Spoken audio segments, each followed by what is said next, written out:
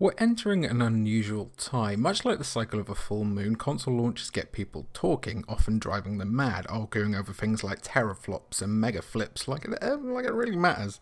But ultimately, it all ends in a beautiful display worth marvelling. During the 2020 holiday season, which is Christmas to us Brits, Sony will begin the long process of phasing out the PS4 by releasing the sleek and shockingly white PS5. Still not sure what all the fuss is about with Sony's next-gen console? Well, lucky you, because we have 10 PlayStation 5 facts that should put things into perspective and maybe get you aboard the PS5 hype train if you're a little bit unaware. Number 1, it's built with a lightning-fast SSD. More power means nothing if players have to sit around and wait through tedious loading screens. Sony built the PS5 with speed in mind and utilised a customised SSD to make load times virtually non-existent, though they will still be there. To create such a beast of a unit, PS5's developers built a 12-channel memory controller from the ground up to send uncompressed data at speeds of up to 5.5 gigabytes a second. That's really good, we think. In short, this makes it super fast, and you can bet that the next-gen PlayStation is saying goodbye to loading screens and long patch installs for, well, maybe. Call of Duty will probably send out a terabyte patch next generation. It's pretty much happening. 2. The DualShock is evolving. Like an old friend being moved across the country, or your dog going to visit the farm. It's time to say goodbye to the DualShock 4. No worries though, because a much cooler friend has taken his place. The DualSense is a polished, more advanced version of the classic DualShock. While the layout hasn't changed too much, the PS5's DualSense has some neat tricks up its sleeve. One of the most significant innovations is the inclusion of haptic feedback. Unlike the DualShock's rumble, the DualSense's haptic feedback will allow players to feel the conditions on the screen. According to Sony, if a player is driving a car through mud, they'll be able to feel the difference once they return to asphalt. Asphalt, what a funny word. The DualSense will also feature adaptive L2 and R2 triggers that change resistance depending on the action they're bound to and a built-in microphone. The controller will see the return of a central touchpad, a USB Type-C charging port and an internal speaker, and hopefully a colour that isn't white because my hands get very dirty and sweaty playing games, and it's a condition that I don't want any judgment, thank you. Number 3, it will have expandable storage. Well, of course it will. If you're worried about running into the same storage issues seen with the PS4, Sony has some good news for you. According to Mark Cerny, the console's chief architect, the PS5 will offer an option for expandable storage. It won't be a feature comprehensively available at launch, however, as Sony is working on a proprietary SSD storage, but it's great strides from having to use an external hard drive or completely swapping out the HDD of the PS4. While we're on it, remember how long it took them to get external hard drives for the PS4? That was crazy, wasn't it? Anyway. Number 4, it will be capable of 120 frames per second and 120 Hz in 4K. There are a few things to keep in mind with this, but yes, the PS5 is fully capable of producing 120 frames per second with 120 Hz in a 4K resolution. One major caveat is that developers must design their game to support this frame rate and resolution. Additionally, players will need to have a monitor or TV that can match these specs.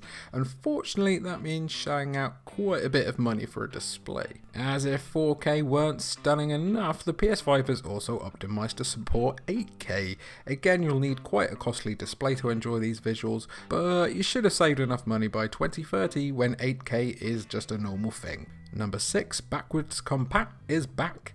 After berating Sony for not properly factoring previous generations into the development of the PS4, players are finally getting their wish. PS5 developers are working through the PS4 library to optimize their games for the next-gen console.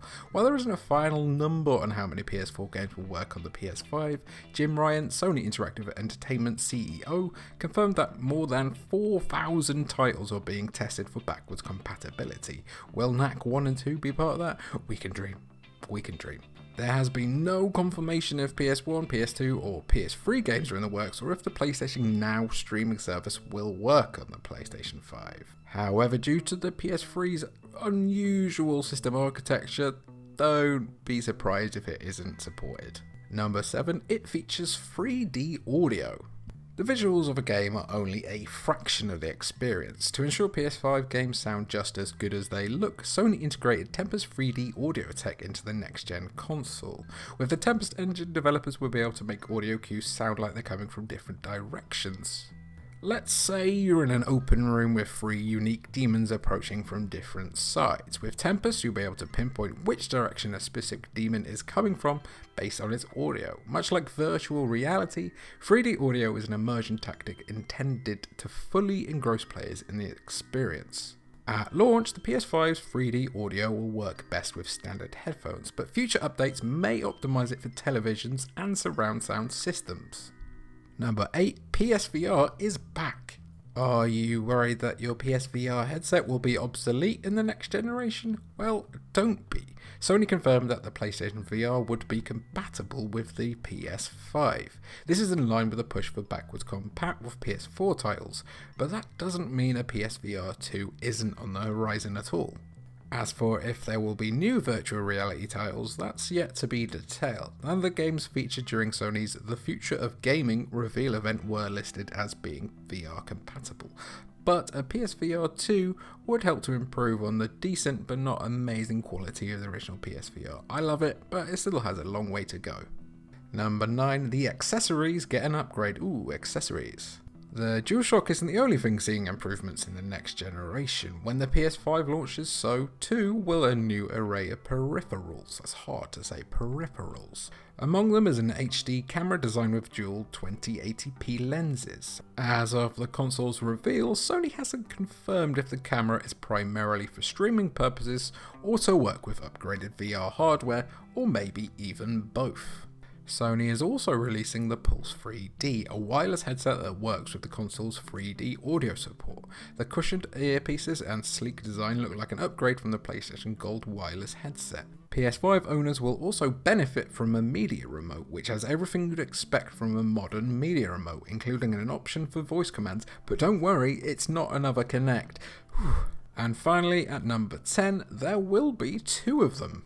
The next generation of consoles will definitely have stores like GameStop working frantically behind the scenes to remain relevant, though that might be a bit of a sinking ship already.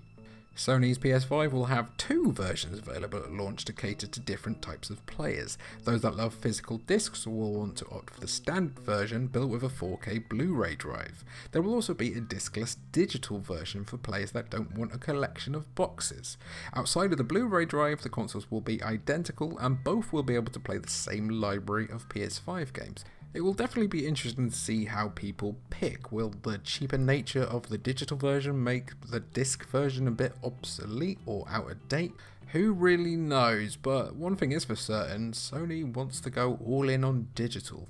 So there you have it then. There are just 10 fast facts about the PS5 before it launches this holiday season. Which version will you be getting, and are you excited for the PlayStation 5? Be sure to drop a comment down below, and while you're there, give us a like and subscribe. That would be very nice indeed.